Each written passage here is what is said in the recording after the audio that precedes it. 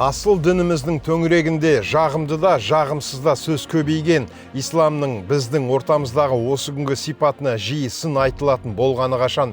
Себебі діни ұстанымның өзі шұбарланып бара жатқан сияқты. Ұстаздық пен уағыз шатқаяқтайтынын жұрт әлеуметтік желіден кейде көріп қалады. Аталарымыздың діндегі ұстамдылығы мен бірізділігі бүгінде түрлі беталысқа ұласты. Қоғам діндегі бөлініс пен әр тараптыққа тап болды деп жатады. Ал мұның дұрыс немесе бұрыс екенінің ара жігін ажыратып айтуда қиын. Рас, асыл дінімізге сусындаған халық имандылыққа бас қойды. Дегенмен де бұл жаппай сипат алып, нәтижесінде діннен басқа ештеңені керек етпейтін бір жақтылыққа ұрынған адамдар көбейіп жатыр. Мұның жақсы немесе жаман екенінің ара жігінде ажыратып айту қиын. Кеш жарық ағайын, бұл неге олай бағдарламасы?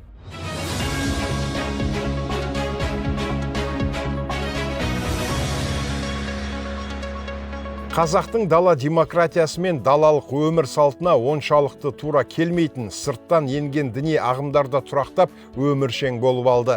Қысқасы, діни ахуал қоғамымызда бір сыдырғы деуге келмейді. Ал халық түгелге жуық діндар екен зерттеулер көрсетіп отыр. Бұл жақсы ма, жаман ба, оны да айту қиын. Бірақ діни ахуалдың қазақстандық моделі қалыптасқаны айтылып жатыр.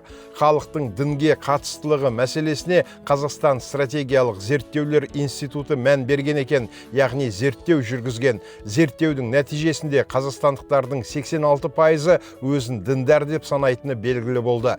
Қазақстан президенті жанындағы бұл зерттеу институтының бас ғылыми қызметкері Айгүл Забированың жариялаған мақаласында мынадай жолдар бар.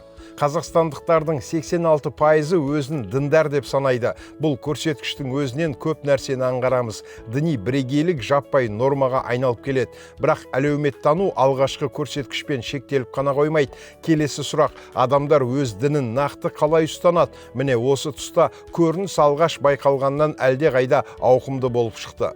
Қазақстандықтардың 72% діни мерекелерді атап өтеді. Респонденттердің 41% үнемі дұға оқиды. Сауалнамаға қатысқандардың 27% мешітке тұрақты барып тұрады.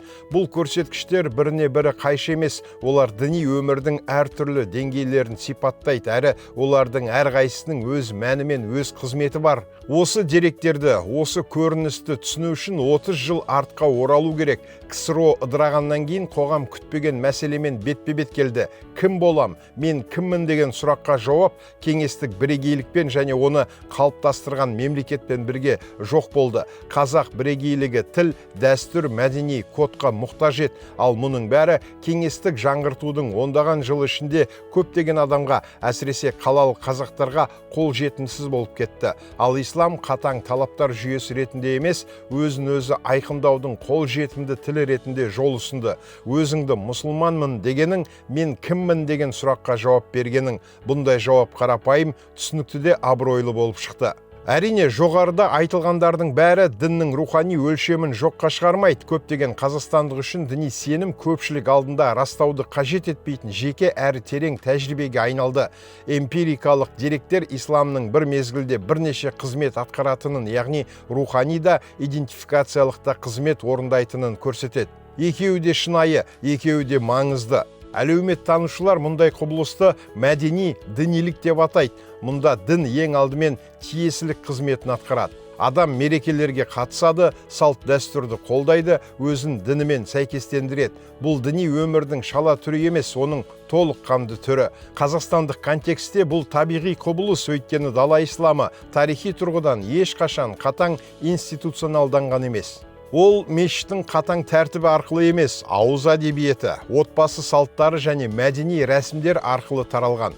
Сірә сол үшін қазақстандықтардың 88,6% діни саладағы мемлекеттік саясатты қолдайды да, сонымен қатар 84,5% ел зайырлы мемлекет болып қалу керек деп санайды.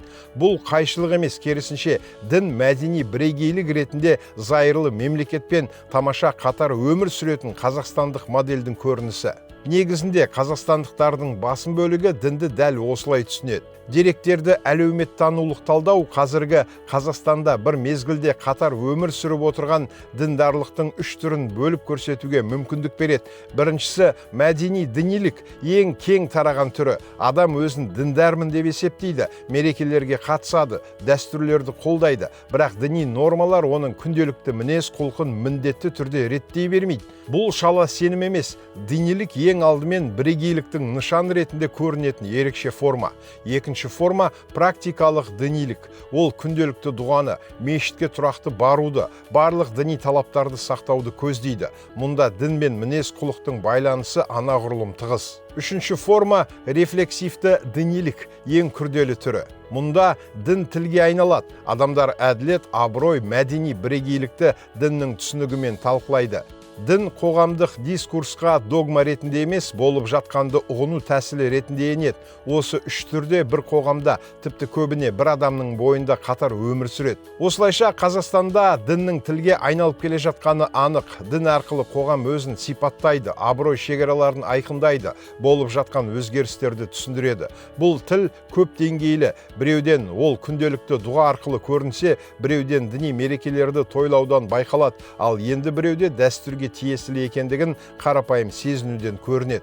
Осы деңгейлердің бәрі бір уақытта қатар өмір сүреді және жиынтығында қазақстандық дінилік моделі деп атауға болатын құбылысты құрайды. Бұл таяу шығыс үлгісінің көшірмесі де емес, кеңестік атеизмнің кері нұсқасы да емес, өз тарихы мен өз тәжірибесінен туған өзіндік модель. Міне, Қазақстандағы діни ахуалдың сипаттамасы осылай деп оң жағынан тұжырымдалған екен. Ендеше бұл дұрыста болар. Арнайы сіздер үшін неге олай бағдарламасы? Құрметті көрермен, YouTube арнамызға жазылып, осы мәселе жайлы пікір қалдыра отырыңыздар.